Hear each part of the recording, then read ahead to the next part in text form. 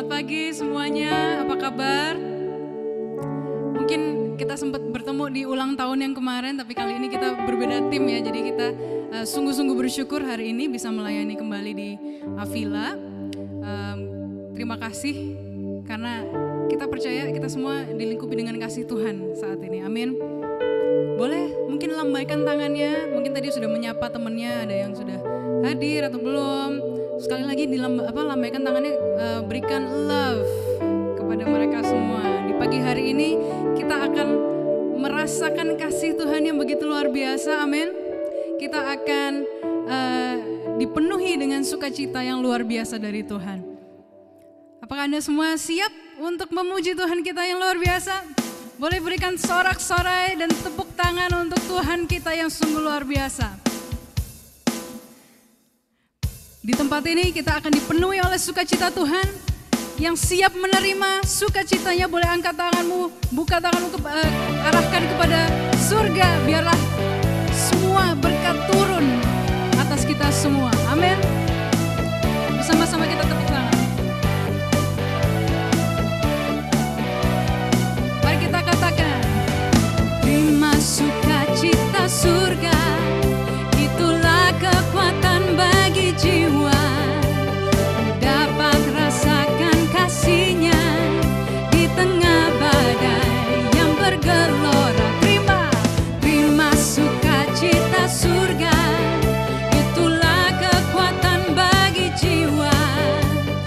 Dapat saksikan kuasa-Nya taklukkan badai. Mari angkat tanganmu saudara sekalian.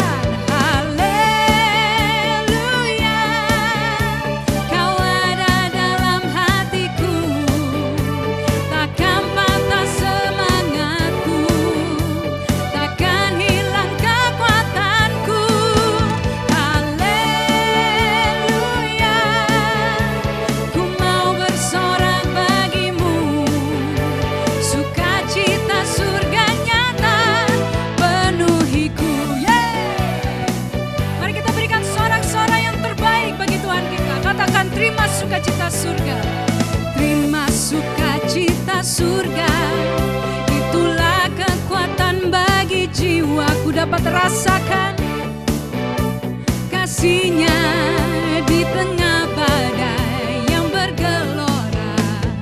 Terima sukacita surga, itulah kekuatan bagi jiwa. Dapat saksikan kuasa-Nya taklukkan badai yang bergelora. Haleluya, Kau ada dalam hatiku, takkan patah semangatku, takkan hilang kekuatanku. Haleluya, ku mau bersorak bagimu, sukacita surga penuhiku. Saya mau lihat semuanya bertepuk tangan untuk Tuhan kita yang di pagi hari ini merasakan kasih Tuhan yang begitu luar biasa. Boleh lambaikan tanganmu saudara sekalian. Tuhan kita sungguh baik, Dia tidak pernah meninggalkan kita, amin. Dia setia, Dia selalu ada di dalam hidup kita. Oleh karena itu sekarang mari kita bersorak-sorai bagi namanya. Saya boleh lihat mungkin ada bapak-bapak yang di rumah. Boleh saya mau lihat lambaian tangannya, kita bernyanyi bersama-sama. Yang bapak-bapak saja ya. Mari kita katakan, haleluya, Kau ada dalam hatiku, takkan patah semangatku, takkan hilang kekuatanku. Sekali lagi katakan, haleluya, bersoraklah bagi Dia. Sukacita surga nyata. Sekarang yang ibu-ibu ya, boleh semuanya lambaikan tangannya, katakan haleluya. Walaupun di rumah cukup keras ya nyanyinya ya. Takkan patah semangatku, takkan hilang kekuatanku. Haleluya, haleluya, ku mau bersorak bagimu, Sukacita surga nyata. Sekali lagi nyatakan dengan segenap imanmu. Haleluya. Haleluya. Kau ada dalam hatiku. Takkan patah semangatku. Takkan hilang kekuatanku. Semuanya bersorak.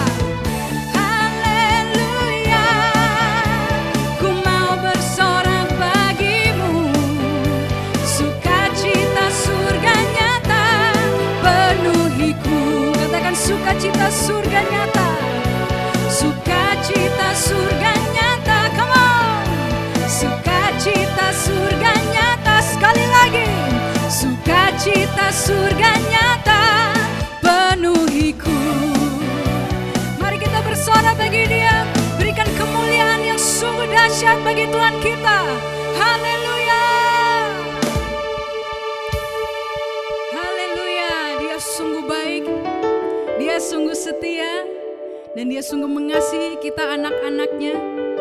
Kita penuh dengan perlindungan Tuhan dimanapun kita berada.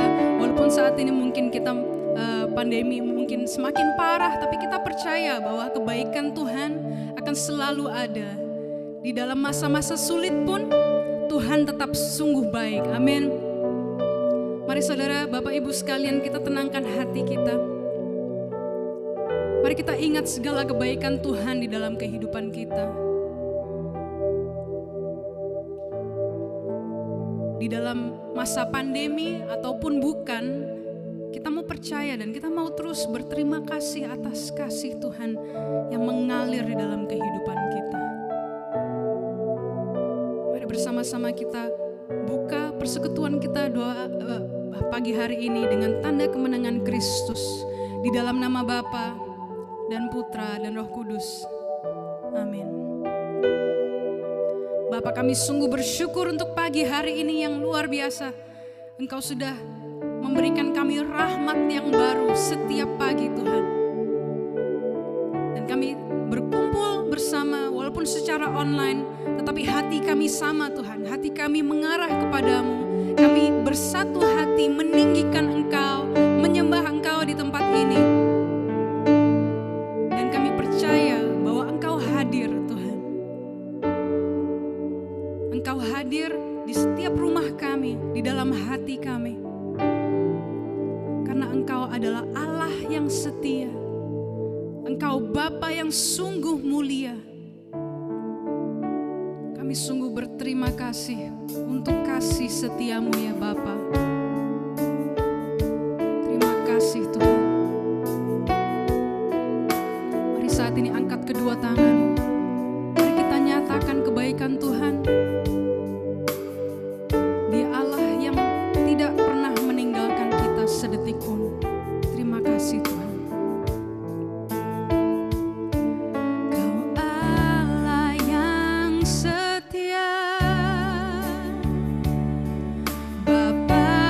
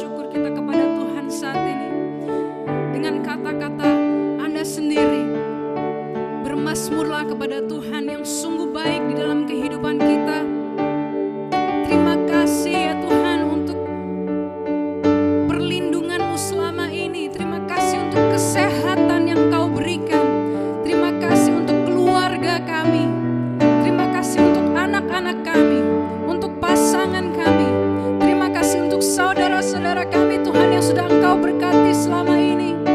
Terima kasih Tuhan, terima kasih. Dalam setiap badai apapun yang kami lalui, Engkau setia Tuhan. Apapun yang kami alami saat ini, kami buka hati kami. Biarlah dengan hati yang penuh syukur, Engkau memulihkan kami, Engkau memberikan kami hati yang baru Tuhan. Terima kasih Tuhan, terima kasih Yesus. Oh, Engkau sungguh setia. Terima kasih. Saat ini dengan segenap hatimu, bawa segalanya dan berikan kepada Tuhan. Apapun itu, keluh kesah, mungkin beban yang berat saat ini, mari kita ganti dengan setiap pujian syukur kita kepada Tuhan. Bersama-sama katakan. Dengan apa kan ku segala kebaikanmu, segenap hatiku menyembahmu Yesus. Ku bersyukur padamu. Dengan apa kan ku balas segala kebaikanmu, segenap hatiku menyembahmu Yesus. Ku bersyukur padamu selamanya. Saat ini Tuhan, kami rindu untuk meninggikan Engkau, karena Engkaulah Raja kami yang mengatasi segalanya. Apapun situasi kami saat ini ya Tuhan, kami percaya Engkau tetap bertahta, Engkau tetap berkuasa atas segalanya. Mari kita tinggikan nama Yesus. Mari kita nyatakan bahwa Dialah Raja. Tidak ada yang dapat mengalahkan kuasanya. Bagi umat yang percaya, angkat kedua tanganmu saat ini. Mari kita muliakan Dia, mari kita tinggikan Dia. Dimuliakan, ditinggikan, Yesus Tuhan. Kau Rajaku yang bertahta, yang bertahta, yang berkuasa, yang berkuasa. Hanya nama Yesus, Yesus Tuhan.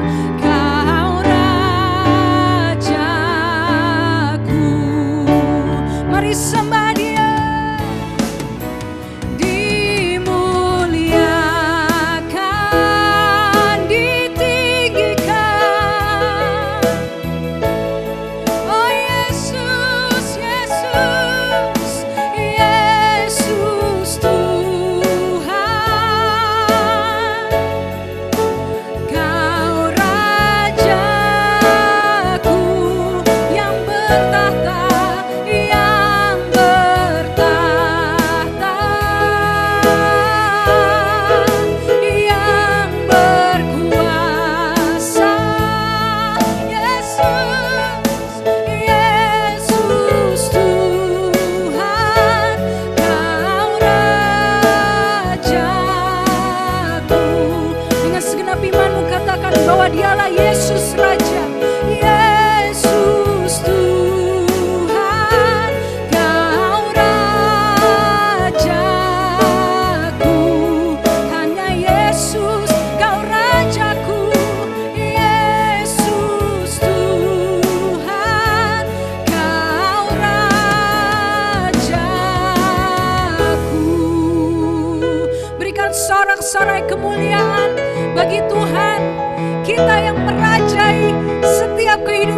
bahwa Dia sungguh luar biasa. Haleluya. Terus berikan sorak-sorai bagi Tuhan kita.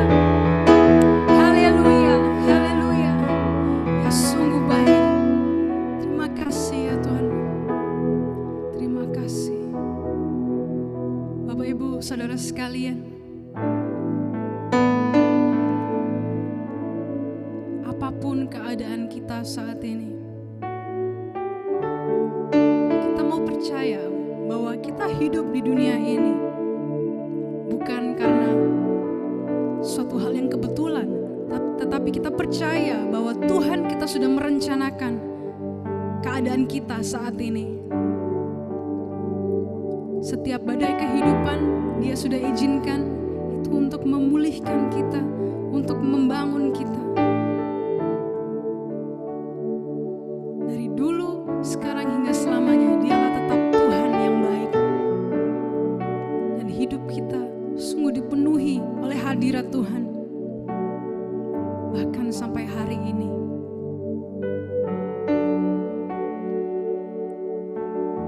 Bagi yang percaya bahwa kasih Tuhan tiada bandingnya, bahwa kita tidak akan pernah menemukan kasih yang sebesar ini, kasih karunia yang luar biasa datang daripada Tuhan.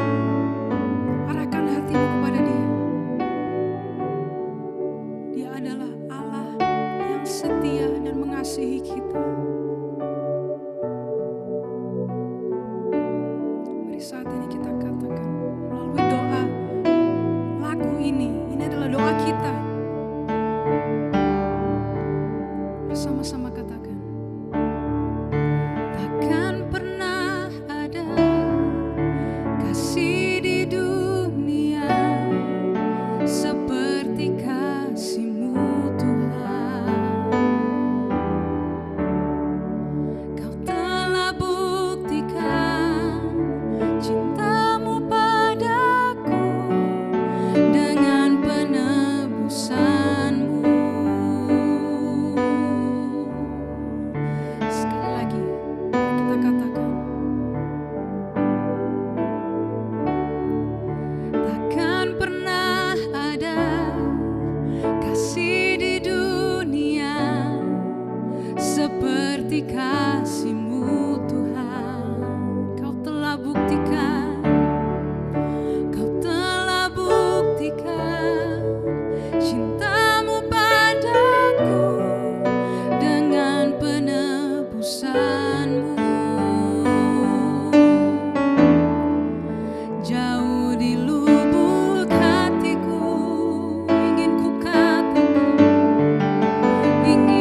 katakan, Kau selalu ada dalam hatiku, menemani hidupku, memuji-Mu, menyembah-Mu selamanya. Itulah yang ku rindu. Kau selalu ada, Kau selalu ada dalam hatiku, menemani hidupku. Kami memuji-Mu, menyembah-Mu selamanya. Itulah yang ku rindu, memuji-Mu, memuji-Mu, menyembah-Mu selamanya. Itulah yang ku rindu. Sekali lagi katakan, memuji-Mu,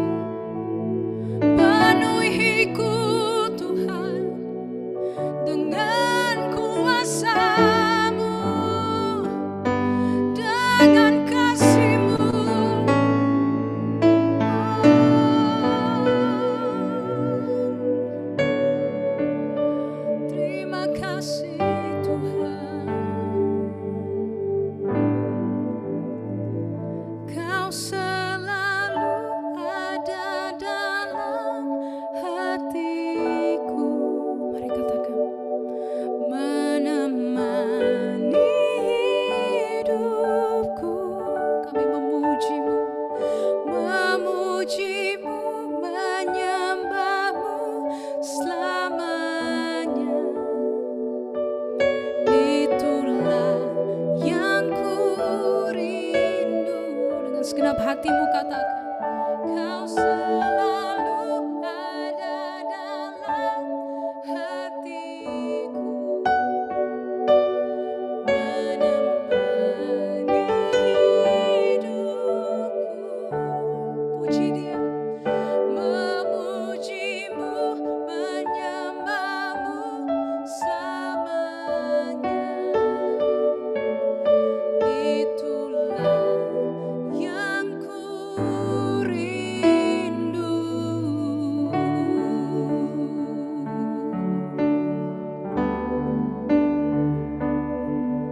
Bapa di dalam surga, Bapa yang kami sembah, dalam nama Tuhan kami Yesus Kristus, dalam kuat kuasa Roh Kudus, kami bersyukur Tuhan untuk rahmat kerinduan yang Kau tanamkan dalam hati kami. Kalau hari ini kami boleh berkumpul, memuji, memuliakan nama-Mu, merasakan hadirat-Mu sekali lagi. Terima kasih Tuhan, Kau Allah yang begitu baik. Kami percaya Tuhan, di tengah masa yang penuh ketidakpastian seperti ini, momen-momen di mana hadirat-Mu dinyatakan seperti sekarang ini adalah pengingat untuk kami bahwa Engkau adalah Allah yang sama dulu, sekarang, dan selamanya. Engkau Allah yang pasti. Di tengah situasi yang penuh ketidakpastian, kami punya Allah yang pasti, yang akan membawa kami keluar sebagai pemenang dari setiap pergumulan, persoalan. Karena kami percaya Tuhan yang kami sembah jauh lebih besar, lebih besar dari setiap persoalan, pergumulan kami Tuhan. Terima kasih Tuhan. Kalau sebentar lagi firman-Mu akan diberitakan, Allah Roh Kudus, biar Kau yang hadir di setiap ruangan, kuasa-Mu tidak terbatas ruang dan waktu. Hadir di setiap hati kami yang saat ini sedang online. Beracaralah, berperkaralah, meteraikan mulut hamba-Mu ini, biar setiap kata yang keluar dari mulut hamba sungguh dipenuhi oleh hikmat dan kuasa yang berasal daripada-Mu Tuhan. Beracaralah Tuhan, kami percaya, kami siap diubahkan, dan setelah persekutuan doa ini selesai, kami akan keluar dari persekutuan doa ini sebagai pribadi yang diubahkan, yang membawa kemuliaan hanya bagi nama-Mu Tuhan. Dalam satu nama yang penuh kuasa, dalam nama Yesus Kristus, Tuhan Juru Selamat dan Pengantara kami berdoa dan mengucap syukur. Kemuliaan kepada Bapa dan Putra dan Roh Kudus. Amin. Boleh kasih tepuk tangan untuk Tuhan dimanapun Anda berada. Shalom dan selamat pagi. Apa kabarnya Bapak Ibu Saudara, Cici Tante yang terkasih yang sedang menyaksikan tayangan Zoom YouTube online hari ini. Perkenalkan, nama saya Stefanus Reza dari komunitas Light of Jesus Family Indonesia. Sungguh suatu kehormatan dan sukacita tersendiri mendapatkan kesempatan untuk pertama kalinya bisa melayani saudara-saudari seiman dari kota Surabaya. Kota yang punya tempat spesial di hati saya. Kok bisa ya punya tempat spesial di hati saya? Saya aslinya Bandung, tapi istri saya itu dari Madura. Jadi kalau lagi nggak pandemi, biasanya setahun 1-2 kali saya itu nengok keluarga istri saya ke Madura, transit dulu di Surabaya. Nah, bersyukur sekali sama Tuhan ada kue tiaw apeng ya, ada kepiting cak gundul, lalu ada jajanan-jajanan pasar Atom. Sehingga kalau pulang dari liburan nengok keluarga istri saya, balik ke Jakarta itu saya jadi semangat olahraga. Karena berat badan saya naik 5-6 kilo tiap kali pulang dari Surabaya. Jadi Surabaya ini merupakan salah satu sumber motivasi saya untuk berolahraga, untuk hidup lebih sehat. Selain itu, dari kota Surabaya ini banyak sekali saudara-saudari seiman saya di komunitas LOGF ini ya asalnya dari Surabaya. Worship leader yang tadi melayani, Sam dari Surabaya. Kakaknya sama juga di tim pujian, Mira dari Surabaya. Lalu Ko David dari Surabaya juga. Jadi hidup saya setelah mengenal Kristus ini dikelilingi oleh orang-orang Surabaya. Semoga setelah pandemi ini berlalu ya, kita bisa bertemu muka dengan muka ketika saya menaikkan berat badan saya 5-6 kilo di sana. Sekalian ketemu muka dengan muka, memuji, menyembah Tuhan bersama ya. Jadi tubuhnya sehat, rohaninya juga sehat. Mari kita buka Alkitab kita, ambil catatan kita buat yang mau mencatat atau yang terutama bawalah hati kita untuk kebenaran firman yang akan diberitakan sebentar lagi. Kita buka Alkitab kita, Injil Matius, pasal yang ke-6 ayat 31-33. Boleh ditampilkan slide-nya? Ya, pasal yang ke-6 ayat 31-33. ini ayat yang sangat favorit ya. Saya ambil Alkitab saya sebentar. Kita baca bersama-sama.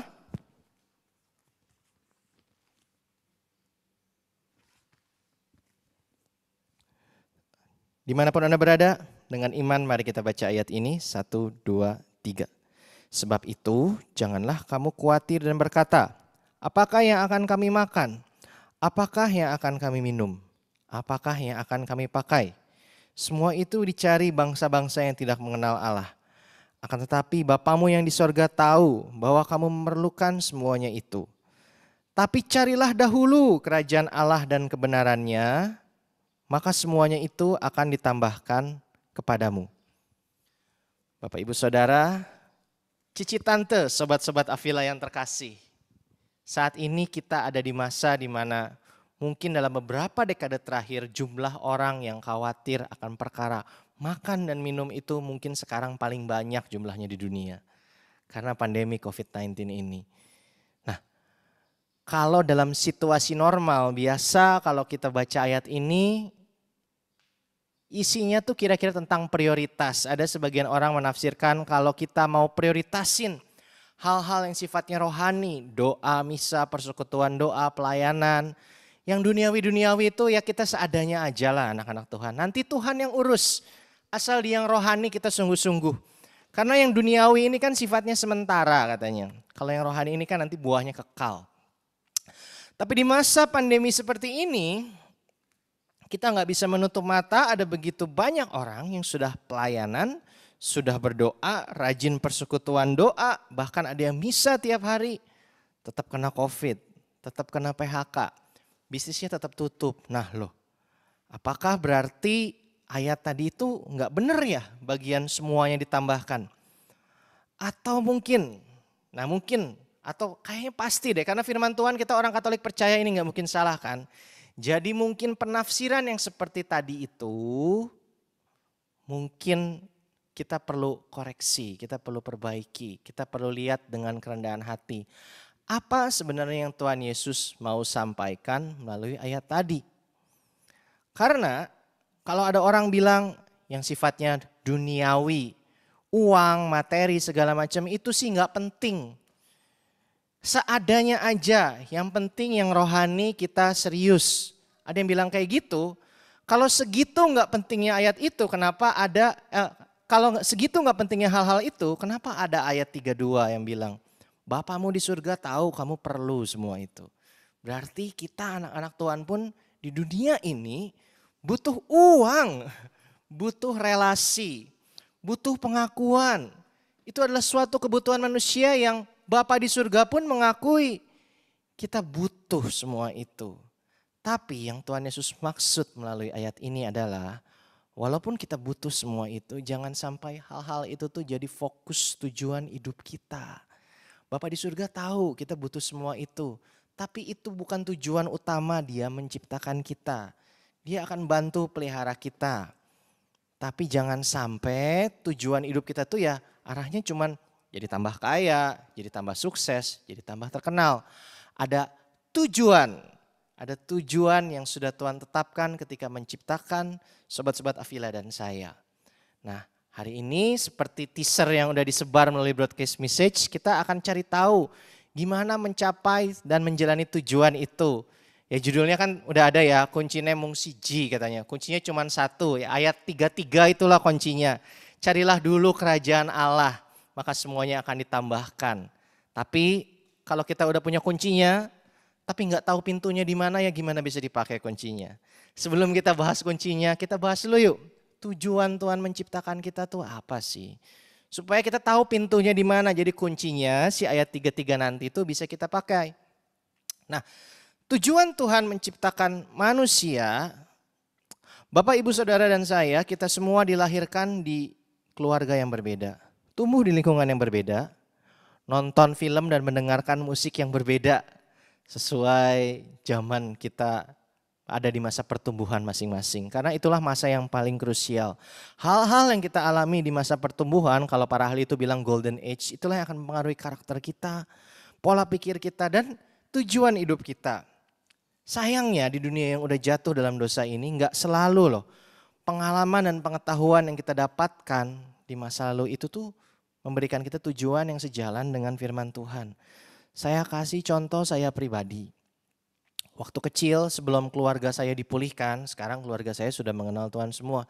Sebelum keluarga saya dipulihkan, waduh, sampai kelas 6 SD itu saya nggak tahu muka papa saya karena papa saya nggak ada di rumah. Lalu saya di-abuse secara fisik maupun secara verbal oleh mama saya. Lalu ketika papa saya pulang ke rumah juga banyak sekali keributan sehingga saya tuh tumbuh jadi pribadi yang banyak mendapatkan luka. Karena saya sering di-abuse, salah satu tujuan hidup yang saya tetapkan dulu adalah saya mau jadi orang yang berkuasa, yang punya kekuatan supaya saya tuh nggak ditindas lagi sama orang. Lalu saya sekolah. Dulu ketika saya sekolah saya miskin, dibully sama teman-teman saya yang lebih kaya sehingga waktu itu tujuan hidup saya mau punya banyak uang supaya orang gak merendahkan saya lagi. Lalu ketika waktu itu mama saya belum kenal Tuhan, meng-abuse saya banyak hal yang harusnya seorang ibu yang baik berikan tapi saya gak terima di masa-masa ketika mama saya terhilang. Sehingga salah satu tujuan hidup saya yang lain adalah mencari pasangan hidup yang bisa memberikan apa yang dulu mama saya gak bisa berikan buat saya. Nah itu tujuan-tujuan hidup saya dulu sebelum mengenal Tuhan. Dan dari tujuan yang salah, akhirnya cara menjalani kehidupan pun akan menjadi salah. Ada juga orang yang tujuannya sebenarnya udah bener loh. Sesuai dengan rencana Tuhan. Ada orang yang memang Tuhan mau berkati dia jadi pengusaha yang memberkati orang lain. Tapi motivasinya salah. Jadi tujuannya bener, motivasinya salah pun akhirnya cara menjalani kehidupannya itu salah. Nah supaya kita nggak tersesat, karena saya pun pernah ada di masa-masa di mana saya tersesat. Makanya kalau mau cari sesuatu yang benar itu ya carinya tuh dari apa yang pencipta kita katakan. Karena di Alkitab inilah kebenaran yang paling benar tuh ya adanya di sini karena ini dari pencipta kita. Kalau kita mau tahu tujuan kita diciptakan ya kita tanyanya ke yang menciptakan kita dong. Nah tujuan manusia diciptakan ada berbagai versi pengajaran. Tapi kadang-kadang orang itu memakai Alkitab itu buat cari pembenaran. Jadi kita udah punya anggapan apa yang kita anggap benar sendiri, cari ayat yang cocok. Lalu dicocok-cocokkan namanya cocok logi. Jangan jadikan Alkitab ini buat cari pembenaran. Mari kita pakai Alkitab ini buat cari kebenaran. Nah kalau kita mau ngelihat kebenaran tentang tujuan Tuhan menciptakan manusia, ya kita lihat proses penciptaannya ya. Kita kembali ke kitab Kejadian. Di kitab Kejadian diceritakan, 2 pasal pertama diceritakan bagaimana Tuhan menciptakan alam semesta dan manusia. Dan sebenarnya kita bisa lihat tujuan Tuhan menciptakan manusia itu ya di situ. Jadi ada 3 tujuan secara general untuk apa Tuhan menciptakan kita. Kita buka kitab Kejadian pasal yang kedua. Ayat yang ke-8. Kalau kita mau tahu tujuan suatu benda diciptakan, tentu saja kita lihat benda itu ditempatin di mana. Saya misalnya kalau mau beli sepatu basket, ya saya ke mall, saya cari sepatu yang ditempatkan di counter bertuliskan sepatu basket di toko basket. Nggak mungkin saya ke tempat yang menyimpan sepatu untuk kerja. Nah begitu juga manusia. Kita bisa tahu salah satu cara untuk kita tahu tujuan kita diciptakan, kita ditempatkan di mana ketika Tuhan pertama menciptakan kita. Kita baca sama-sama Kejadian 2 ayat 7 sampai 8. Ketika itulah Tuhan Allah membentuk manusia itu dari debu tanah dan menghembuskan nafas hidup ke dalam hidungnya. Demikianlah manusia itu menjadi makhluk yang hidup. Selanjutnya Tuhan Allah membuat taman di Eden di sebelah timur. Disitulah ditempatkannya manusia yang dibentuknya itu. Ternyata Bapak Ibu Saudara Sobat Avila yang terkasih, ketika pertama kali Tuhan menciptakan kita, dia menempatkan kita di Taman Eden. Ketika dia menciptakan Adam dan Hawa, menciptakan manusia, manusia ditempatkan di Taman Eden. Apa sih yang bikin Taman Eden ini spesial? Apakah karena ada buah pengetahuan yang baik dan buruk? Atau ada pohon kehidupan? Atau karena di situ ada berbagai tanaman yang udah Tuhan siapkan untuk makanan Adam dan Hawa? Ya, hal-hal itu bikin tempat itu spesial. Atau karena bagus banget katanya. Tapi yang paling spesial dari Taman Eden sebenarnya bisa kita lihat dari namanya sendiri. Jadi kata Eden sendiri Tidak ada bahasa Inggris atau Indonesia yang bisa dengan tepat mengartikan makna kata ini. Tapi kalau kita coba Google, terjemahannya itu dalam bahasa Inggris itu pleasure. Eden itu katanya kenikmatan. Tapi sebenarnya bukan sekedar kenikmatan seperti yang kita rasakan kalau misalnya kita naik gaji, dapat proyek baru atau beli sepatu baru. Ini suatu kenikmatan yang lebih dalam. Bicara tentang damai, sejahtera, sukacita, sesuatu yang very deep. Mungkin Bapak Ibu Saudara semua di sini sudah pernah merasakan atmosfer pencurahan Roh Kudus. Ya kira-kira seperti itulah makna kata pleasure dalam kata Eden itu. Suatu atmosfer yang kita bisa rasakan ketika Tuhan hadir. Jadi dengan kata lain ketika ada hadirat Tuhan. Yang membuat Eden menjadi satu tempat yang spesial adalah itu adalah satu-satunya tempat di dunia di mana ketika dunia diciptakan pada masa itu ada akses secara langsung pada hadirat Tuhan. Kalau kita baca Kejadian 1-2, Adam dan Hawa itu sama Tuhan tuh benar-benar bisa ngobrol. Senyata saudara-saudari ngobrol sama anak, sama pasangan atau sama orang tua atau sama teman-teman. Ketemu muka dengan muka, punya hubungan yang begitu dekat. Dan itulah satu-satunya tempat di planet bumi di mana hadirat Tuhan bisa diakses seintim dan sedekat itu. Dan ternyata Tuhan menciptakan Adam dan Hawa, menempatkan mereka di Eden. Jadi tujuan pertama Tuhan menciptakan kita ternyata adalah untuk berada di dalam hadiratnya. Wow. Karena itulah pertama kali ketika manusianya udah jadi Tuhan tempatkan kita di Taman Eden, di dalam hadiratnya. Kita diciptakan untuk selalu ada dalam kesatuan. Kesatuan yang intim dengan Tuhan di dalam hadiratnya. Itulah tujuan pertama. Nah, pertanyaannya, kalau kita bicara hadirat Tuhan, kapan kita akan ada di dalam hadirat Tuhan? Ada berbagai versi. Ada yang bilang, nanti kalau udah mati, meninggalkan dunia ini, kita akan bersatu di dalam hadirat bersama Tuhan dalam hadiratnya untuk selama-lamanya. Makanya di dunia kita fokusnya harus ke perkara yang rohani katanya. Dan harus melakukan kebaikan, melakukan firman. Supaya setelah meninggalkan dunia kita bersatu dengan Tuhan dalam hadiratnya. Ada juga versi yang bilang loh, kan Tuhan Yesus sudah mati di kayu salib. Kita manusia yang berdosa ini, bahkan di dunia yang gak sempurna ini, udah bisa punya akses ke dalam hadirat Tuhan. Dalam persekutuan doa seperti sekarang ini, dalam doa pribadi kita, di misa harian, di retret, nah di situ kita bisa merasakan hadirat Tuhan. Tapi yang Tuhan mau kalau kita lihat dari Kejadian 2 ini, ternyata dia bukan hanya mau kita ada dalam hadiratnya sesekali. Karena kalau kita lihat, ini Adam Hawa dari pagi sampai malam, sampai pagi lagi, ya dia tinggal di Taman Eden. Mereka bekerja ya, kan mereka bekerja mengusahakan memelihara pohon, memberi nama binatang dan lain sebagainya di Taman Eden. Ternyata Tuhan mau kita berada dalam hadiratnya bukan nanti ketika kita mati atau hanya ketika kita ada di acara rohani. Dia mau kita ada dalam hadiratnya sepanjang waktu. Karena Adam dan Hawa itu sepanjang waktu sebelum jatuh dalam dosa itu selalu ada di Taman Eden, di dalam hadirat Tuhan. Nah loh, gimana caranya berada dalam hadirat Tuhan sepanjang waktu?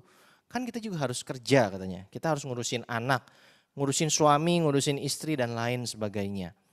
Nah, kita cari jawabannya di Alkitab. Ternyata jawabannya tuh ada di 1 Yohanes. Pasal yang kedua, ayat 4-6. Ayat 5-6 maaf. Mari kita baca bersama-sama. Tapi barang siapa menuruti firman-Nya, di dalam orang itu sungguh sudah sempurna kasih Allah. Dengan itulah kita ketahui bahwa kita ada di dalam Dia. Barang siapa mengatakan bahwa ia ada di dalam Dia, ia wajib. Sama-sama katakan dimanapun Anda berada, wajib. Wajib hidup sama seperti Kristus telah hidup. Nah, saya dikasih ayat ini tuh sama mentor rohani saya. Ibu Tante Heidi Avoy. Saya panggilnya MD, Mami Heidi. Awal-awal pertobatan dia kasih ayat ini. Nah, maknanya tuh dalam hadirat Tuhan, Ternyata bukan hanya masalah apa yang kita rasakan secara emosi maupun secara psikis ketika kita ada di acara-acara rohani atau ketika kita sedang berdoa melakukan kegiatan rohani. Berada dalam hadirat Tuhan juga ternyata bicara pikiran, perkataan, perbuatan kita ketika kita sedang ada dalam kehidupan sehari-hari. Di luar kegiatan rohani kita. Kalau dalam kehidupan sehari-hari kita, dalam pekerjaan, dalam relasi, dalam keluarga kita, kita berlaku seperti Kristus telah hidup, itulah tanda bahwa kita tuh sedang berada di dalam hadirat Tuhan. Jadi hadirat Tuhan itu ternyata bukan hanya ada di acara-acara rohani. Bapak, Ibu, Saudara, Sobat Afila yang terkasih. Ketika kita misa, ketika kita pencurahan Roh Kudus, ketika kita pujian penyembahan seperti tadi, kita menerima pengampunan, kita menerima kekuatan, kita menerima pemulihan dari Tuhan, kita imani itu. Tapi jangan lupa minta hikmat. Supaya kita tahu setelah kita keluar dari ruang doa, ketika kita keluar dari gereja, ketika keluar dari persekutuan doa, ini di kerjaan, di keluarga, di relasi kita tuh harus ngapain? Biar Tuhan yang tuntun, Tuhan yang kasih tahu, minta hikmat dan minta rahmat karena punya kelakuan seperti Yesus telah hidup, itu kedengarannya wow, mustahil bisa dilakukan dengan kekuatan sendiri, harus ada rahmat. Jadi jangan hanya fokus di kegiatan rohani, seberapa serius kita hidup dalam kerohanian, tapi bawalah kerohanian itu pada hal-hal yang selama ini kita anggap rohana mungkin ya. Karena damai sejahtera, sukacita yang kita rasakan di retret, di persekutuan doa, ternyata itu bisa dibawa ke kehidupan sehari-hari kita, Bapak Ibu Saudara. Karena kalau kita udah terima hikmatnya dan kita terima rahmatnya dan kita melakukan kebenaran firman, segelap apapun situasi kita dalam pekerjaan, dalam bisnis, dalam relasi, mungkin karena kesalahan kita di masa lalu atau karena kesalahan orang lain yang sebenarnya kita nggak bisa mempengaruhi orang itu melakukan sesuatu, akhirnya kita kena getahnya. Kadang ada kan kita kena masalah yang seperti itu. Tapi kalau dalam situasi seperti itu, kita tetap melakukan apa yang Tuhan minta kita lakukan, kita berjalan dalam kebenaran firman, harusnya ada rasa aman di hati ini, saudara. Kenapa? Kalau kita tahu kita sedang dalam hadirat Tuhan, kita berjalan di dalam tujuan Tuhan, apa sih hal terburuk yang bisa kita alami? Ada dua hal yang biasanya manusia itu paling takuti, yang paling bikin manusia takut itu nggak jauh-jauh dari dua. Either kita meninggal atau ditinggal meninggal oleh orang yang kita kasihi. Tapi kalau kita jalan dalam kebenaran firman, kita tahu kalau kita meninggal, after this kita akan kemana, dan orang yang kita tinggalkan siapa yang akan memelihara. Kalau orang yang kita kasihi sudah di dalam Kristus meninggal, kita tahu kok mereka kemana. Jadi hal terburuk yang bisa dialami oleh manusia yang berjalan dalam tujuan Tuhan adalah kita ketemu Tuhan Yesus lebih cepat, atau orang yang kita kasihi ketemu Tuhan Yesus lebih cepat. Which is not bad at all, right? Makanya Rasul Paulus bisa bilang hidup adalah Kristus, mati adalah keuntungan. Bukan berarti nggak boleh sedih loh ya. Ya kan sedih ditinggal meninggal atau kita meninggalkan orang yang kita kasih, ya sedih, kita berpisah. Nggak tahu kapan bisa ketemu lagi. Tapi di ujung kesedihan itu ingatkan pada diri kita sendiri. Ini perpisahan sifatnya sementara. Kita akan ketemu lagi dalam kondisi yang jauh lebih baik. Begitu juga masalah-masalah lain, kebangkrutan, relasi yang berantakan. Ada expirednya setiap masalah itu. Tapi Tuhan kita nggak pernah expired. Dan di ujung expiration date, masalah kita ada kemuliaan Tuhan yang akan dinyatakan. Nah, itulah sumber pengharapan kita. Kalau kita tahu tujuan hidup kita tuh ada berada dalam hadiratnya, dan hadirat Tuhan itu gak cuman ada dalam kegiatan rohani, tapi di sepanjang hari kita punya pengharapan, kekuatan. Segelap apapun situasi yang sedang kita hadapi. Jadi hadirat Tuhan satu sisi kita itu jadi sisi yang pasif. Karena itu gimana kemurahan Tuhan. Dia yang menyatakan hadiratnya, dia memberikan kehadirannya, hatinya dia mau berelasi sama kita. Tapi ada bagian aktifnya kita juga. Hadirat yang sudah Tuhan nyatakan, Tuhan berikan di kegiatan-kegiatan rohani seperti ini, di misa, di ekaristi, itu harus kita jaga. Supaya bisa tetap berada dalam hadiratnya dalam keseharian kita melakukan firman Tuhan. Jadi berada dalam hadirat Tuhan juga bicara sesuatu yang aktif dari sisi manusia.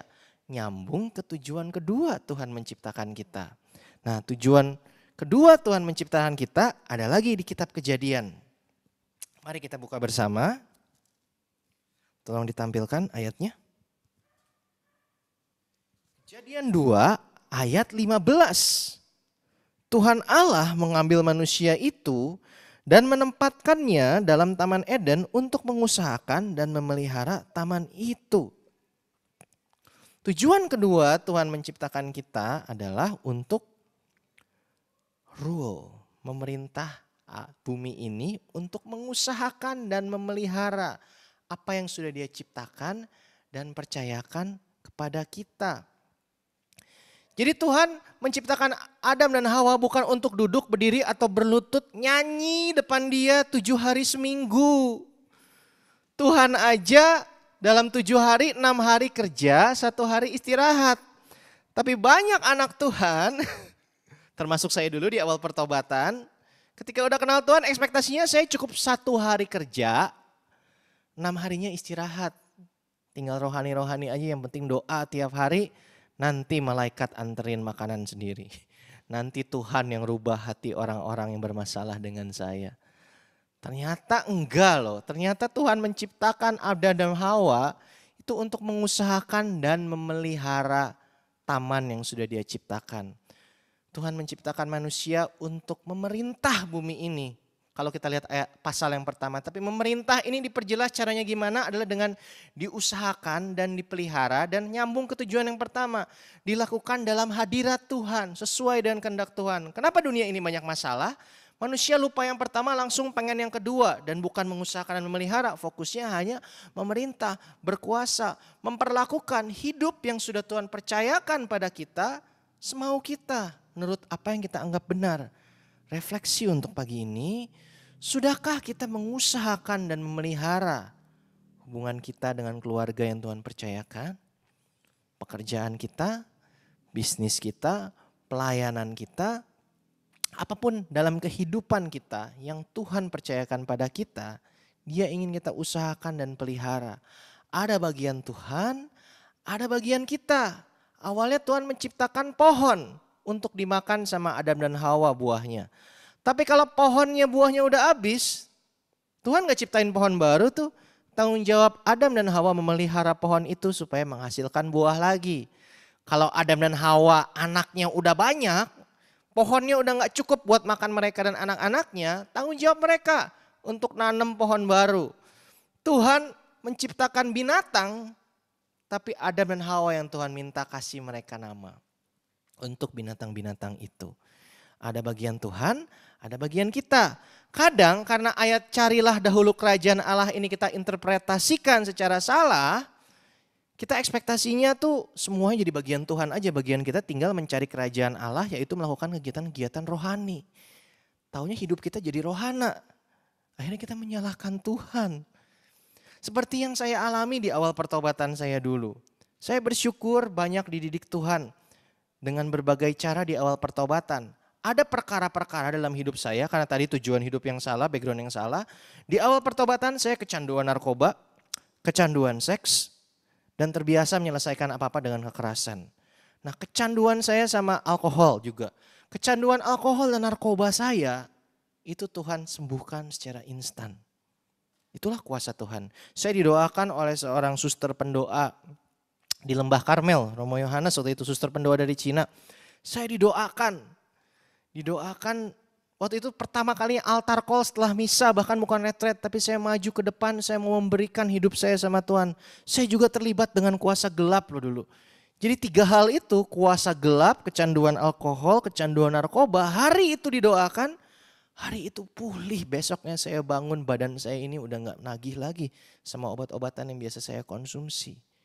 Itulah kuasa Tuhan, tapi karena saya pikir wah itu instan, Saya berharap segala sesuatu dalam hidup saya jadi instan. Waktu itu kondisi keuangan saya bermasalah, karir saya mentok akibat gaya hidup yang salah. Hubungan saya dengan orang tua ya berantakan karena dulu papa saya belum kenal Tuhan. Mama saya tobat duluan, justru karena doa mama saya akhirnya bisa tobat. Tapi saya terlanjur ada kepahitan karena dulu sebelum dia tobat dia abuse saya. Hubungan saya sangat buruk dengan keluarga saya. Dan saya jadikan pelayanan hidup berkomunitas itu sebagai pelarian, tempat untuk lari dari kenyataan. Kalau saya fokus melayani, saya fokus doa, saya berharap karir, keuangan, keluarga saya pulih dengan sendirinya. Taunya nggak pulih-pulih tuh. Barulah ketika saya doa, puasa, Tuhan kasih hikmat. Ada bagian yang harus saya lakukan. Waktunya saya menghadapi masalah saya. Dulu saya nggak mau pulang ke Bandung karena harus ketemu keluarga saya. Tuhan minta saya pulang ke Bandung. Temui keluargamu sebulan 2 kali. Dan saya mulai lakukan bagian saya. Waktu itu ketika saya tetap berdoa dan melakukan bagian saya, perlahan-lahan namanya Eden itu mulai hadir. Baik di keluarga, di pekerjaan, mulai ada hadirat Tuhan. Bukan berarti merekanya pulih dulu, tapi hati saya itu damai. Walaupun hubungan saya masih buruk, papa saya belum kenal Tuhan, hati saya damai. Walaupun kondisi keuangan ini bukan yang gak ada tabungan lagi, minusnya makin gede. Karena lilitan kartu kredit dulu saya. Tapi hati saya damai karena saya udah tahu sekarang saya manage keuangan saya sesuai dengan yang Tuhan mau. Jadi situasinya masih buruk seperti sekarang di tengah pandemi, banyak orang ada dalam situasi buruk, tapi hati saya damai karena ada Eden di sini. Lalu mulailah buah-buahnya secara fisik mulai kelihatan manifestasinya. Ketika yang ini udah beres, yang fisik perlahan-lahan mulai Tuhan pulihkan. Nah, kalau ada dari kita yang berdoa, minta pemulihan, minta Eden di beberapa aspek kehidupan kita. Coba kita refleksi juga, sudahkah kita melakukan bagian kita selain berdoa? Berdoa ya wajib, tapi selain berdoa kadang ada waktunya Tuhan tuh minta kita melakukan sesuatu. Sudahkah kita melakukannya? Nah, ketika keluarga saya udah mulai dipulihkan, luar biasa. Papa saya itu dulu kerja ke mafia tanah. Tapi sekarang dari awal tobat sampai sekarang saya aja kalah. Misa harian tiap hari. Dia tinggalkan, ambil langkah nyata, tinggalkan penghasilannya yang berasal dari uang yang kurang halal itu. Sampai bangkrut, harus memulai usaha dari nol di usia kepala 6. Sehingga sekarang saya dan saudara-saudara saya, kakak adik saya menyisihkan sebagian penghasilan kami untuk mensupport kehidupan papa mama saya. But it's okay, lebih baik begitu. Jadi dia benar-benar tinggalin semua kehidupan lamanya. Semua kakak-kakak saya, ada yang kecanduan alkohol, ada yang gaya hidup bebas dulunya, sekarang semua melayani Tuhan. Pemulihan itu masih ada, tetaplah punya iman. Dan kalau ada aspek hidup kita yang dimana Eden sudah hadir di situ, itu nyambung ke tujuan ketiga. Yang bisa kita lihat juga di ayat kejadian pasal pertama, ayat yang pertama. Kejadian pasal yang pertama ayat ke-28 maaf. Mari kita baca bersama-sama. Allah memberkati mereka lalu Allah berfirman kepada mereka. Beranak cuculah dan bertambah banyak. Penuhilah bumi dan taklukkanlah itu. Berkuasalah atas ikan-ikan di laut dan burung-burung di udara dan atas segala binatang yang merayap di bumi. Tujuan awal Tuhan menciptakan manusia ternyata supaya bumi ini dipenuhi oleh manusia. Tapi bukan manusia yang sudah jatuh dalam dosa loh. Tahukah Bapak Ibu Saudara Adam dan Hawa itu sebelum jatuh dalam dosa kira-kira seperti apa? Harusnya kita ini seperti apa kalau kita gak jatuh dalam dosa? Tuhan udah kasih contoh loh. Ya itu kan dia sudah turun ke dunia. Tuhan Yesus itu kan Allah yang menjadi manusia. Manusia diciptakan menurut gambar dan rupa Allah. Jadi manusia yang benar harusnya hidupnya sama seperti Tuhan Yesus. Nah, jadi kalau Adam dan Hawa ini sifatnya karakternya seperti Tuhan Yesus, lalu mereka nggak jatuh dalam dosa, punya anak, membesarkan anak, dididik supaya kenal juga sama penciptanya, supaya sifatnya seperti Tuhan Yesus, beranak pinak, lalu bumi ini dipenuhi oleh orang-orang yang semua sifat dan karakternya seperti Tuhan Yesus. Wow, ya jadi kayak doa Bapa kami dong, di atas bumi seperti di dalam surga. Masih relevankah di dunia modern yang sudah jatuh dalam dosa ini?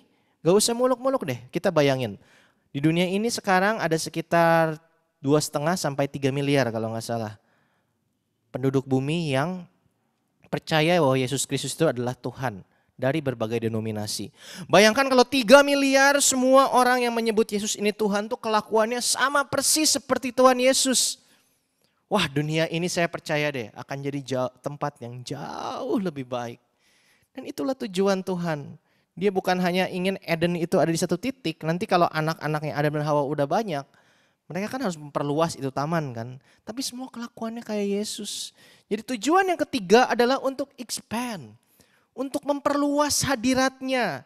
Supaya orang-orang yang belum kenal di sekeliling saudara, Bapak Ibu Saudara Sobat Afila yang terkasih, ada orang-orang yang belum kenal Yesus, bisa terinspirasi untuk mengenal Tuhan Yesus melalui kehidupan Bapak Ibu Saudara yang sudah Tuhan percayakan. Pertanyaannya, sudahkah kita melalui apa yang Tuhan percayakan pada kita, pekerjaan kita, bisnis kita, relasi kita, keluarga kita, menjadikan itu sarana supaya orang tuh jadi mau kenal Tuhan Yesus. Jangan sampai malah jadi batu sandungan. Orang Katolik kelakuannya kayak gitu di kantor. Ah udah gue gak jadi Katolik. Ada yang kayak gitu loh. Seperti yang saya alami dulu ketika keluarga saya udah dipulihin. Saya itu punya WhatsApp grup keluarga besar. Isinya saudara-saudara, saudaranya mama saya. Mama saya 9 bersaudara.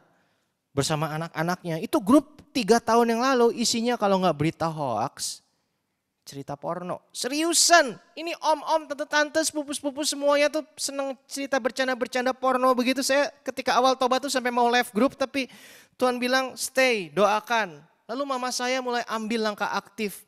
Ajak tante-tante saya, pendalaman Alkitab lah, retret lah, doa lah. Awalnya tuh dicibir. Tapi ketika mama saya terus dengan setia melakukan bagiannya, ini grup loh, saya sampai geleng-geleng kalau lihat historinya. Sekarang isinya ayat Alkitab semua, om-om, tante-tante, rame-rame pos renungan harian. Keluarga besar saya dipulihkan. Itulah kuasa Tuhan. Kuasa Tuhan masih nyata di dunia yang mungkin sekarang kurang pengharapan ini. Tapi kalau saya sudah kasih kesaksian seperti ini, saya harus disclaimer juga. Karena ada orang juga yang bilang kalau kita sudah ngelakuin yang benar, udah berdoa, udah ngelakuin firman, pakai kata pasti dan dijamin karir kita akan pulih, keuangan kita akan lancar, kita akan disukai semua orang, relasi kita akan dipulihkan, kita akan dihindarkan dari sakit penyakit, pasti ada yang berani ngejamin seperti itu. Tapi apakah benar? Kita nggak bisa tutup mata pada kenyataan, dan saya juga alami ada beberapa aspek dalam hidup saya di mana saya sampai sekarang masih bergumul dan hasilnya tidak seperti yang saya harapkan. Ada teman-teman saya yang udah berdoa, udah melakukan bagiannya sampai meninggalnya orang tuanya masih mengeraskan hati. Nggak pulih relasinya dan bahkan ada beberapa yang nggak nerima Tuhan Yesus. Saya punya teman-teman di komunitas ini juga yang sudah berdoa, berpuasa, melakukan bagiannya ketika orang yang mereka kasih sakit. Tapi akhirnya orang yang mereka kasih tetap meninggal. Bukankah para martir sudah melakukan yang terbaik yang mereka bisa, tapi akhir hidupnya banyak yang tragis dan mengenaskan kalau di mata manusia. Bukankah itu sesuatu yang nyata, kita nggak bisa tutup mata. Bukankah ini orang-orang yang sudah melakukan mencari dahulu kerajaan Allah, tapi kok semua yang ditambahkannya nggak dapat ya kalau di mata manusia. Ya karena ayat itu jangan dilihat pakai mata manusia. Kalau kita melihat ayat itu pakai mata manusia, kita akan kecewa. Gampang kecewa sama Tuhan seperti bangsa Israel dulu kecewa sama Tuhan Yesus. Kalau kita baca di perjanjian lama, nubuat para nabi menyatakan akan datangnya seorang Mesias yang memulihkan Israel balik seperti kejayaan Israel di zaman Raja Daud. Zaman Raja Daud tuh Israel tuh kayak Amerika, super power. Tapi ketika Mesiasnya datang, ini kok jadi tukang kayu. Malah mati disalib boro-boro jadi raja yang membebaskan bangsa Israel dari penindasan tentara Romawi. Karena waktu itu kan dulu bangsa Israel dijajah bangsa Romawi. Bangsa Israel mengharapkan adanya kerajaan Allah secara fisik, di mana mereka dipulihkan. Tapi kerajaan Allah yang Yesus bawa sifatnya rohani basicnya. Teaser-teasernya kita bisa lihat secara fisik kesembuhan, pemulihan, Tuhan tuh murah hati. Tapi fondasinya itu loh rohani. Kalau gitu nubuat-nubuat perjanjian lama salah dong. Orang jelas-jelas di beberapa kitab tuh dibilang Yesus akan menjadi raja. Di mana tidak ada lagi orang sengsara. Di mana gak ada lagi perang. Bukan salah. Belum sepenuhnya digenapi nanti di akhir zaman. Yang kita juga orang Katolik imani, Tuhan Yesus akan datang untuk yang kedua kalinya. Dan dia akan membawa langit dan bumi yang baru, di mana di dalam doa syahadat para rasul dan doa syukur agung pun kita bilang tiada lagi orang yang sengsara. Nah itulah di tempat itu nanti saudara dan saya yang sudah percaya sama Yesus Kristus. Di kitab Wahyu dibilang kita akan memerintah sebagai raja bersama dia. Jadi hidup kita di dunia yang gak sempurna ini semuanya sifatnya training, persiapan. Untuk nanti di langit dan bumi yang baru, supaya kita bisa memerintah dengan benar, mengusahakan dan melihara langit dan bumi yang baru yang Tuhan akan bawa. Nah karena namanya training, persiapan, saya nggak bilang hidup orang Kristiani akan selalu susah loh ya. Loh banyak loh, orang tadi saya juga kesaksian, kemurahan Tuhan akan tetap kita rasakan di dunia yang nggak sempurna ini. Tapi kalau lagi kita nggak rasain, jangan mutung. Jangan nyalahin Tuhan. Tuhan gak pernah berhutang. Kalau Tuhan izinkan terjadi seperti tadi Sam doa. Di pujian penyembahan pasti ada maksud yang baik. Imani akan ada sesuatu yang baik di hal-hal buruk yang Tuhan izinkan terjadi. Kalau sampai matinya kita, kok kelihatannya gak ada hal baiknya, Tuhan gak pernah berutang. Dia akan bayar di kehidupan baru kita di langit dan bumi yang baru. Malah happy banget kalau kayak gitu. Sifatnya bakal kekal. Kalau di cashin di dunia ini kan sifatnya semua sementara ya. Kekayaan segala macam itu kan bisa hilang. Sifatnya sementara. Tapi di langit dan bumi yang baru sifatnya kekal. Nah itulah kerajaan Allah. Itulah yang jadi sumber pengharapan kita. Kita lebih penting tahu pintunya dulu. Nah di kerajaan Allah semua punya peran yang spesifik. Tadi kan tujuan general Tuhan menciptakan kita. Tujuan spesifiknya apa ya? Setiap orang tuh punya peran yang spesifik di kerajaan Allah. Ada yang dipanggil untuk jadi pengusaha, memberkati orang dengan hartanya. Ada yang dipanggil untuk jadi seperti Mother Teresa. Gak punya uang tapi memberkati dengan pelayanannya. Ada yang dipanggil untuk memberkati dengan keluarga. Ada yang dipanggil untuk hidup selibat. Memberkati sebagai romo. Gimana supaya kita bisa tahu tujuan kita secara spesifik di kerajaan Allah yang fondasinya sifatnya rohani, tapi teaser fisiknya juga ada kok di kehidupan kita karena Tuhan baik. Supaya kita tahu peran spesifiknya gimana, nah itu judul sermon kita hari ini. Jadi dari tadi saya ngomong itu baru pembukaan sebenarnya, enggak bercanda-bercanda. Kuncinya itu simple kok. Kuncinya cuma satu, ayat 33 tadi tapi akan dibelah menjadi 2 poin. Dan sangat singkat, yang penting kita tahu dulu tujuannya secara general. Setelah kita tahu tujuannya secara general, buat masuk ke yang spesifiknya, kita pakai kunci ini. Ayat 33, semua udah tahu ya. Carilah dahulu kerajaan Allah dan semuanya akan ditambahkan kepadamu. Nah, ayat ini bicara tentang 2 hal. Yang pertama, milikilah motivasi yang benar. Yang pertama kita butuh right relationship, tolong ditampilkan PowerPoint-nya. Yang pertama kita butuh right relationship. Right motivation, maaf. Kata yang pertama ditempatkan di ayat itu adalah carilah dahulu. Nah banyak orang di luarnya kelihatan rohani. Doa, firman, pelayanan, bahkan melakukan firman di tempat kerjanya, di keluarganya. Tapi hatinya bukan karena dia mau mencari kerajaan Allah. Kerajaan Allah itu kan artinya Allah yang menjadi raja di hati anak-anaknya. Bukan mau menjadikan Tuhan raja. Dia cari biar semuanya ditambahkan kepadanya. Tuhan itu melihat ke lubuk hati kita yang terdalam loh. Jangan sampai kita kerja, jangan sampai kita berdoa, berpuasa dan lain sebagainya itu hanya supaya karir kita lancar. Supaya bisnis kita diberkati. Itu tandanya kita menjadikan gereja tempat pesugihan rohani. Maaf ya, kata-katanya sedikit kasar tapi itu kenyataannya. Banyak orang Kristiani yang menjadikan gereja itu tempat pesugihan rohani. Karena yang dicari itu semuanya yang ditambahkan. Apa yang menurut kita benar, yang menurut kita butuhkan, bahkan kita inginkan, coba kita dapatkan dengan kegiatan-kegiatan rohani supaya Tuhan tuh kasih ke kita.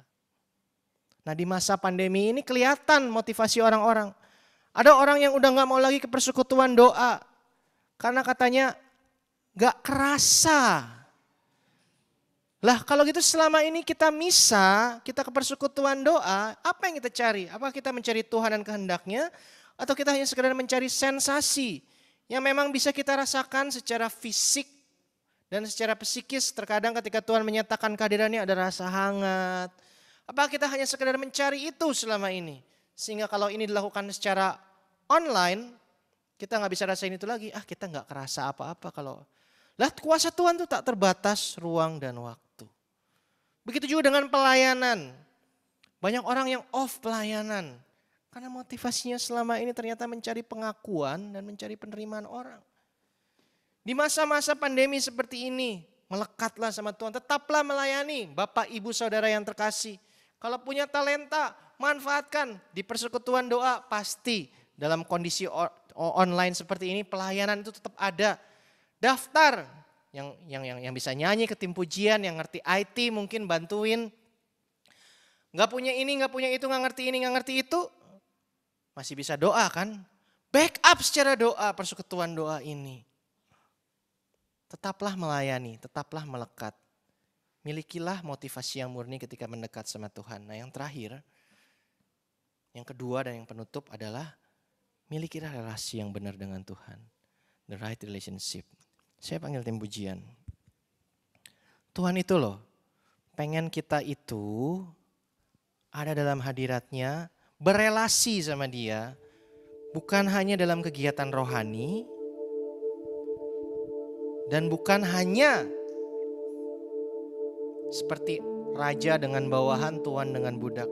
Dia pengen punya hubungan yang intim seperti bapa dan anak. Tuhan tuh pengen kita tuh ngebatin, curhat sama dia. Mari di masa-masa pandemi ini, jangan cuma di ruang doa aja kita itu ngobrol sama Tuhan. Mari bawa itu ke kerjaan kita, ke relasi kita. Kalau lagi bengong, apa salahnya ngebatin di dalam hati?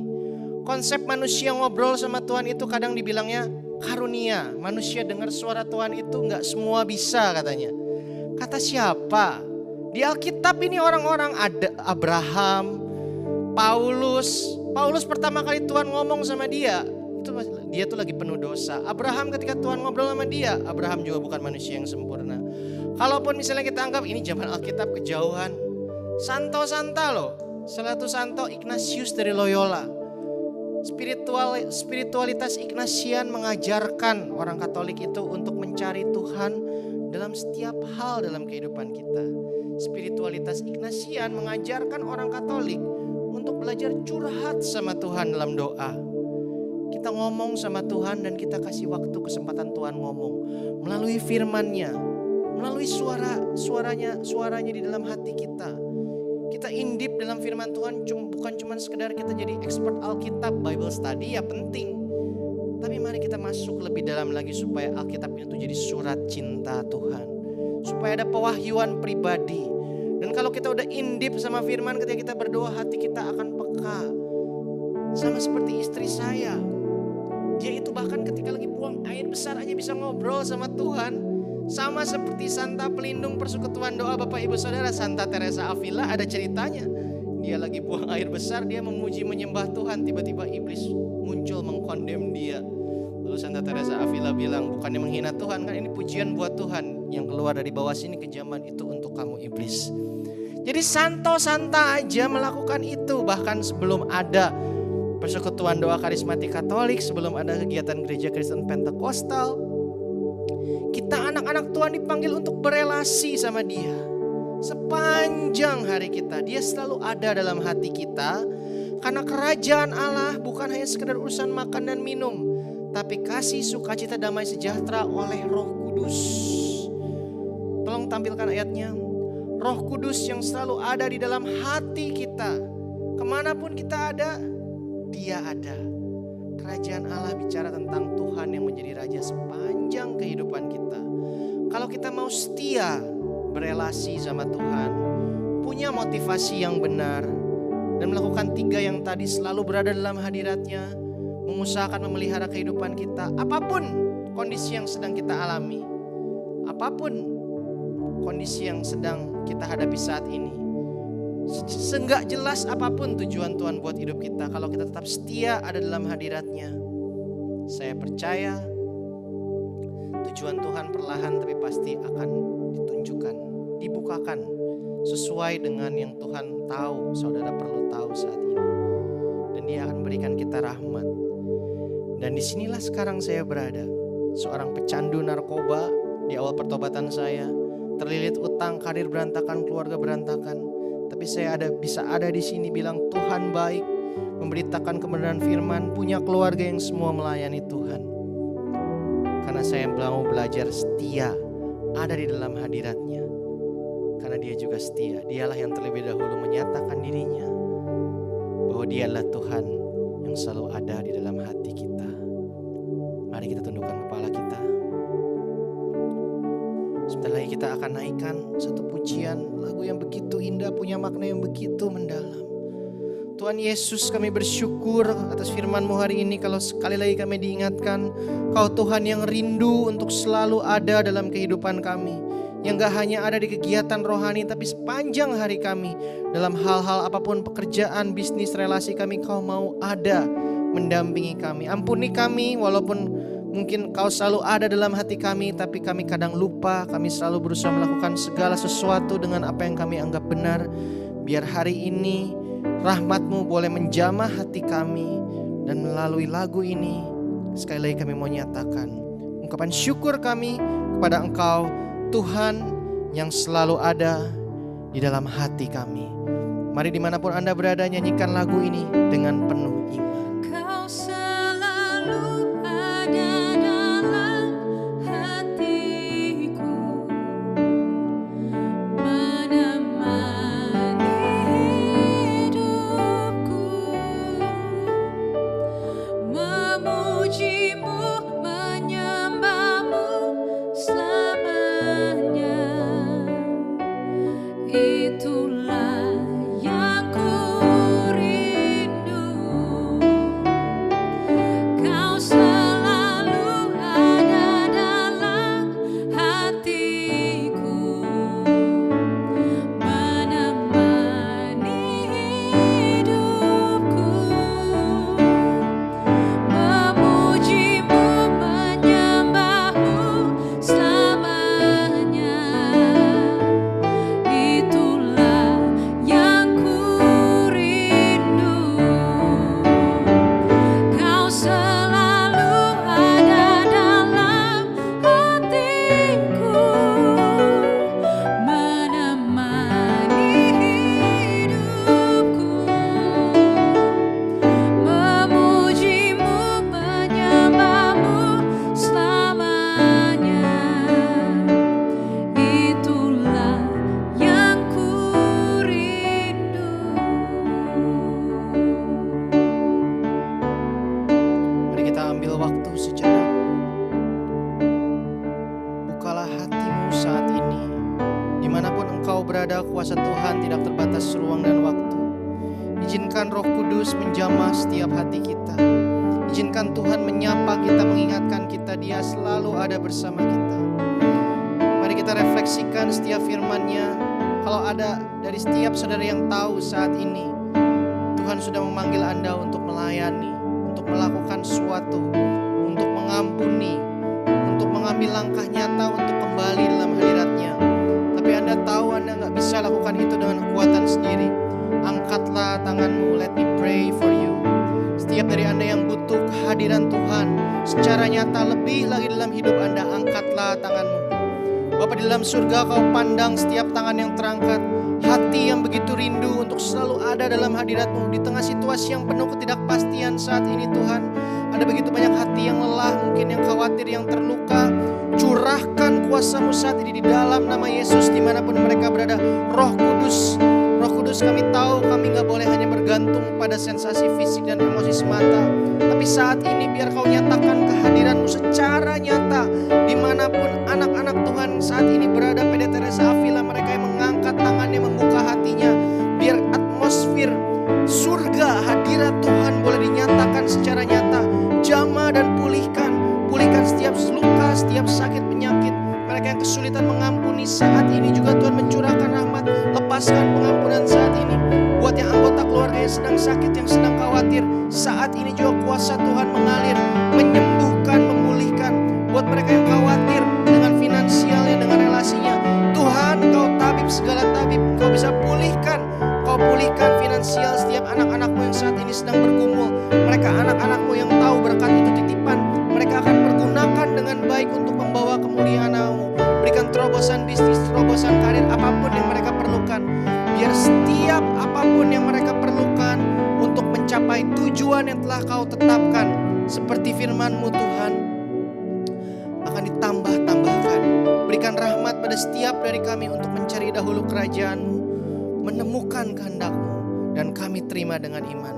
Semua yang kami butuhkan untuk mencapai tujuan yang telah Kau berikan, akan Kau tambahkan sesuai dengan cara-Mu, seturut dengan kehendak-Mu, sesuai dengan rencana-Mu. Karena itu kami mau nyatakan sekali lagi Tuhan, bahwa Engkau adalah Allah yang ada dalam hati kami. Mari angkat pujian ini dengan penuh iman dan nyatakan sekali lagi.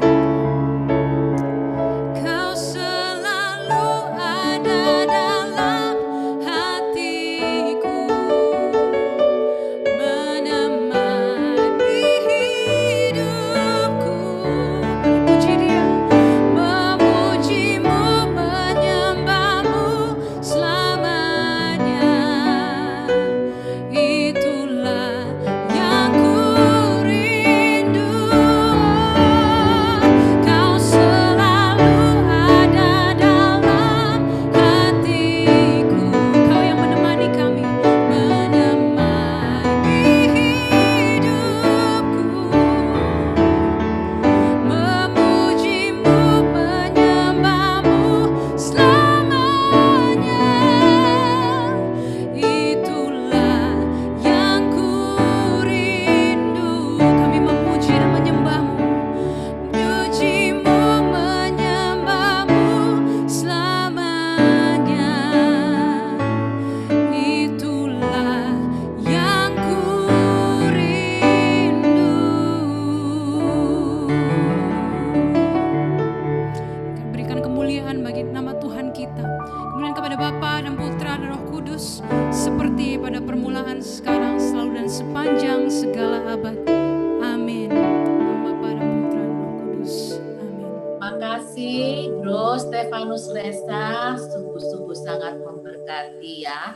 Sungguh-sungguh Puji saya Tuhan. merinding mendengarkan firman dan kesaksiannya. Begitu dahsyat Tuhan mengubahkan, memulihkan hidup kita, asal kita mau mencari kuncinya dan menyimpannya. Benar gitu ya? Betul Bro sekali, Reza? puji Tuhan. Terima kasih. Nah, sebelum saya menginjak ke pengumuman, ada satu pertanyaan, boleh saya bacakan? Nanti Bro Boleh. Reza bantu menjawab ya. Ya. Oke, ini ada seorang bapak menanyakan. Ya. Sebentar. Menyebut nama Tuhan secara layak versus memuji Tuhan dimanapun, termasuk di toilet atau tempat yang kurang layak secara fisik. Bagaimana bisa dijelaskan? Silakan, Bro Reza. Balik lagi ke cerita di kitab Kejadian ya. Jadi ketika Tuhan menciptakan Adam dan Hawa dan menempatkan di Taman Eden itu kan di seluruh Taman Eden itu ada hadirat Tuhan. Dan ketika Adam dan Hawa diciptakan kan dia tuh seperti manusia, ya manusia sama seperti kita kan. Salah satunya bisa buang air besar juga. Nah makanya yang tadi aku cerita itu, aku pun waktu awalnya istriku cerita dia tuh kalau lagi buang air besar pun dia itu ngobrol sama Tuhan, aku kayak waduh gitu. Tapi ternyata di biografi orang kudus yaitu Santa Teresa Avila itu melakukan ketika dia lagi buang air besar pun ya bukannya kita kalau buang air besar pegang Alkitab secara fisik atau pegang rosario ya itu sepertinya kayak kurang pantas ya, tapi hati ini loh maksudnya Ci. Hati ini terus inget Tuhan gitu. Dimanapun kita berada ketika lagi nyetir, ketika lagi kerja, bahkan ketika buang air besar maksudnya sepanjang waktu dari pagi sampai malam hati ini loh. Jadi kan kadang kalau kita itu misalnya kita lagi bengong nih ya, habis nonton film atau habis kerja, kadang kita bengong, pikiran tuh kemana-mana.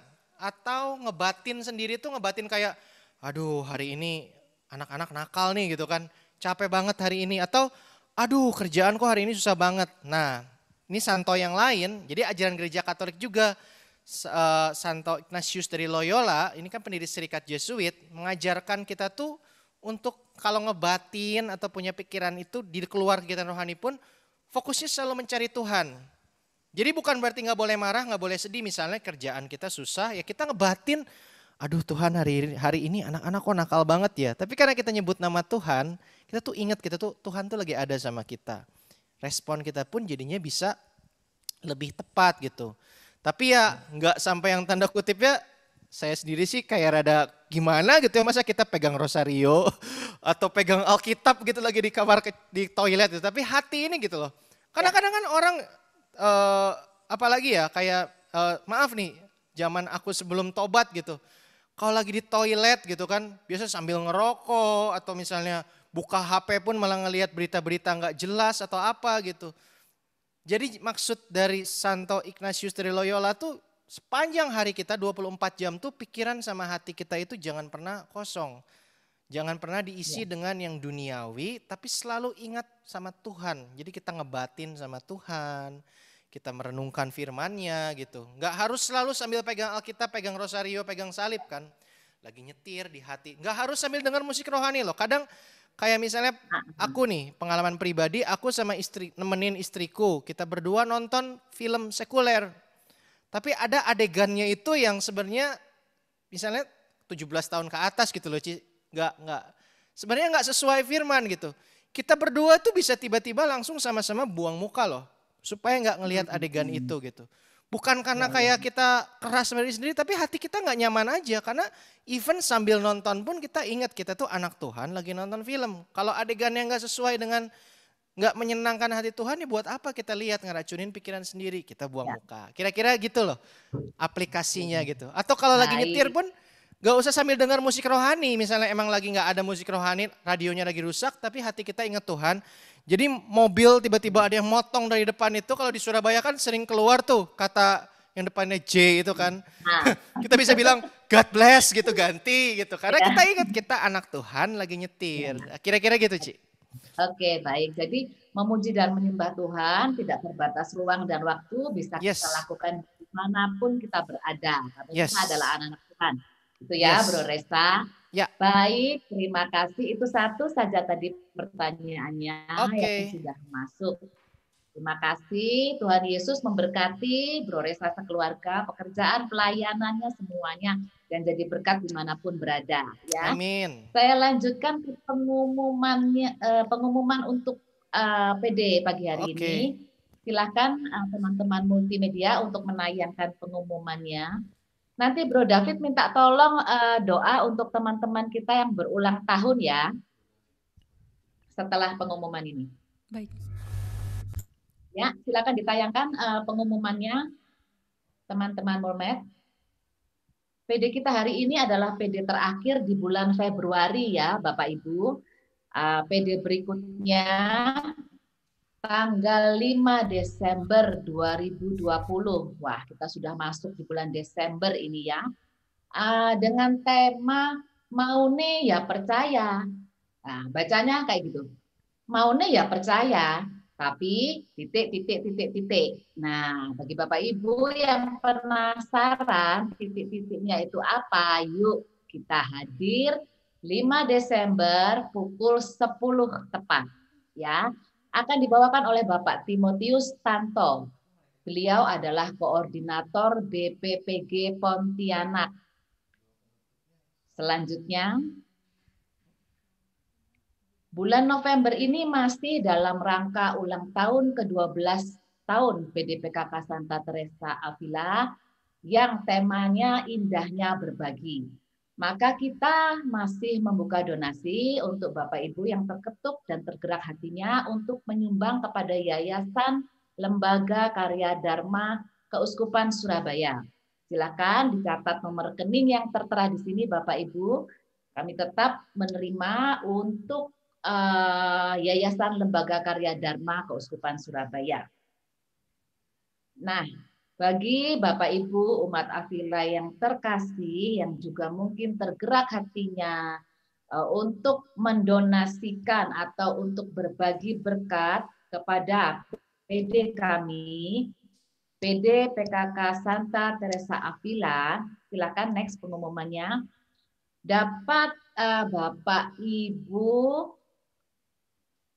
transfer ke rekening 82907141000 atas nama Pelusi Damayanti Susilo, di mana donasi dari Bapak Ibu ini akan kami gunakan untuk terus meningkatkan pelayanan kami supaya kami dapat hadir lebih baik lagi setiap Sabtu untuk menyapa Bapak Ibu sekalian. Nah, Bapak Ibu sekalian, tentunya Bapak Ibu juga sudah tahu kita punya channel YouTube, Instagram, dan Facebook ya. Bagi Bapak Ibu yang belum follow, silakan follow dan subscribe channel-channel kami. Ada Facebook, ada Instagram, dan juga YouTube. Bagi Bapak Ibu yang mungkin berhalangan mengikuti PD setiap Sabtu, bisa melihat recording ulangnya melalui channel YouTube PD PKK Santa Teresa Avila.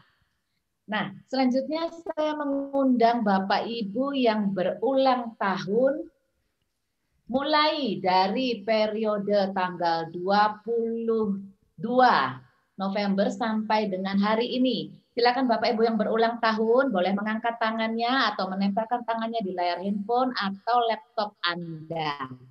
Kita mau berdoa bersama-sama dengan dipimpin oleh Bro Reza. Silakan Bro Reza.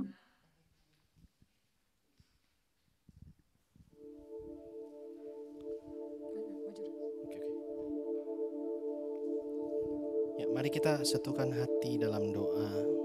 Dalam nama Bapa dan Putra dan Roh Kudus. Amin. Bapa di dalam surga, kami bersyukur kalau hari ini setiap saudara dan saudari ini, kami yang ada di sini boleh Kau tambahkan 1 tahun lagi umurnya Tuhan. Terima kasih untuk pemeliharaan-Mu dan penjagaan-Mu sepanjang kehidupan mereka. Bahkan di tengah situasi pandemi ini yang terlihat penuh ketidakpastian, terlihat berbahaya dalam kehidupan mereka. Kasih dan perlindungan-Mu sungguh nyata Kau tunjukkan. Mereka bisa tetap di sini bersemangat memuji, memuliakan Engkau. Terima kasih Tuhan, terima kasih terutama karena hadirat-Mu yang selalu ada dalam kehidupan mereka, sehingga mereka tahu dengan pasti apa tujuan akhir kemana mereka akan pergi, yaitu bersatu dengan Engkau dalam kebahagiaan abadi di surga suatu saat nanti Tuhan. Tapi sepanjang persiarahan mereka di dunia ini Tuhan, kalau 1 tahun lagi umur mereka Kau tambahkan, biar rahmat-Mu, berkat-Mu, kuat kuasa dan karunia-Mu yang boleh menyertai mereka dimanapun mereka berada Tuhan. Jadikan mereka kepala dan bukan ekor. Dimanapun mereka berada Tuhan, apapun yang Kau percayakan, baik bisnis, karir, relasi, keluarga, kehidupan yang sedang mereka jalani, biar kuat kuasa Roh Kudus yang terus tuntun mereka Tuhan. Biar mereka bersinar demi terang kemuliaan nama-Mu Tuhan. Biar hidup mereka boleh menginspirasi setiap orang di sekeliling mereka untuk mengenal Engkau. Bagi orang-orang di sekeliling mereka yang belum kenal Engkau, untuk lebih dekat dengan Engkau karena melihat kehidupan mereka. Biar dalam kehidupan setiap brother dan sister kami yang berulang tahun hari ini, wajah, rupa, pikiran, karakter Kristus boleh terpancar selalu, sekarang dan selama-lamanya. Dalam satu nama yang penuh kuasa, dalam nama Yesus Kristus, Tuhan Juru Selamat dan Pengantara kami, Putra-Mu yang terkasih, kami berdoa dan mengucap syukur. Bunda Maria, doakanlah putra-putrimu yang sedang berulang tahun hari ini, supaya hidup mereka semakin menyenangkan hati Putra-Mu. Terimalah salam kami. Salam Maria, penuh rahmat, Tuhan sertamu. Terpujilah Engkau di antara wanita, dan terpujilah buah tubuhmu Yesus. Santa Maria Bunda Allah, doakanlah kami yang berdosa ini, sekarang dan waktu kami mati. Amin. Di dalam nama Bapa dan Putra dan Roh Kudus. Amin. Tuhan Yesus memberkati. Selamat ulang tahun. Selamat ulang tahun semuanya. Terima kasih Bro Reza. Nah, Bapak Ibu sekalian, sampai kita di acara terakhir penutup ya. Silakan diambil alih Samantha. Baik, sekali lagi kami mengucapkan terima kasih untuk PD Santa Teresa Avila. Kami sungguh bersyukur bisa melayani Anda semua di pagi hari ini. Benar-benar sukacita Tuhan ada, dan kita pun sudah merasakan kasih-Nya dan hadirat-Nya yang begitu luar biasa. Boleh sekali lagi kita angkat tangan, kita mau bertepuk tangan bagi nama Tuhan Yesus. Kita mau katakan haleluya, kita mau bersorak bagi Dia.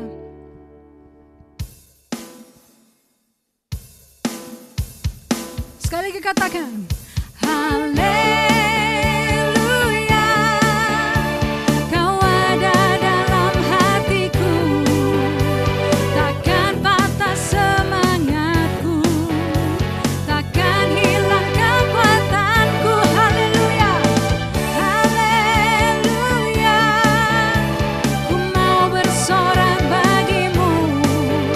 Sukacita